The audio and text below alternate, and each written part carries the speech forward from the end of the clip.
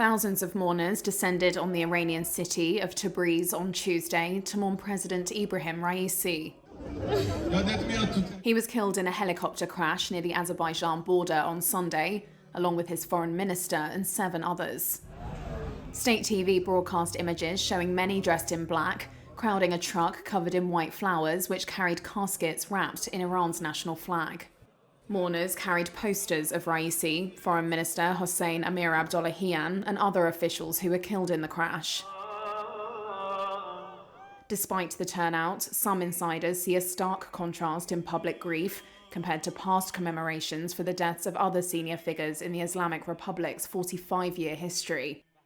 Iran proclaimed 5 days of mourning for Raisi, but there was little of the emotional rhetoric that accompanied the death of Qasem Soleimani, a senior commander of Iran's elite Revolutionary Guards killed by a US missile in 2020 in Iraq. His funeral drew huge crowds of mourners, weeping with sorrow and rage.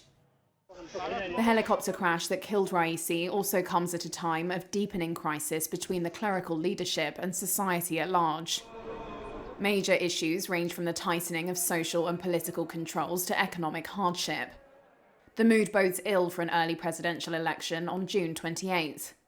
Iran's rulers will hope they can stir up enough public enthusiasm to secure high participation in the vote, after a historically low turnout of around 41% in March's parliamentary election.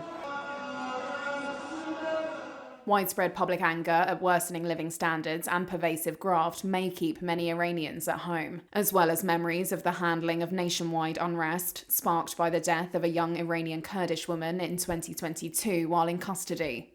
Raisi's body was flown from Tabriz, the closest major city to the remote crash site, to Tehran airport before heading to the holy Shi'ite Muslim city of Qom. It will then return to lie at Tehran's Grand Mosalla Mosque before being transferred to his hometown of Mashahd for burial on Thursday.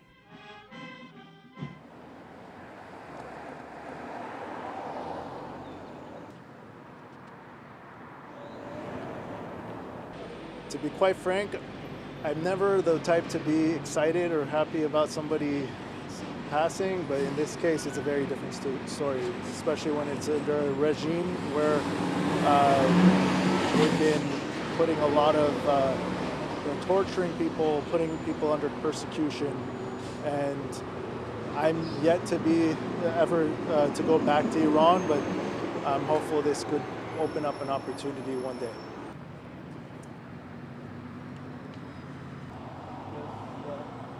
Absolutely, I think there's a lot more that needs to happen, of course, but we're always hopeful that those that are in Iran will be able to live a better life and more free life. Right now, there's been a lot of challenges that they've, of course, been dealing with.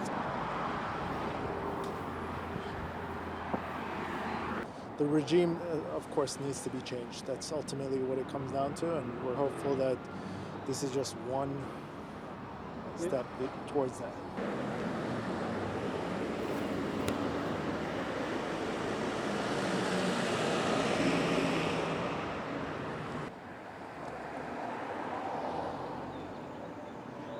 Since last Sunday till today, if I want to tell you my comment or my wish or what has been my dream, hopefully as soon as possible we may free Iran from this religious dictatorship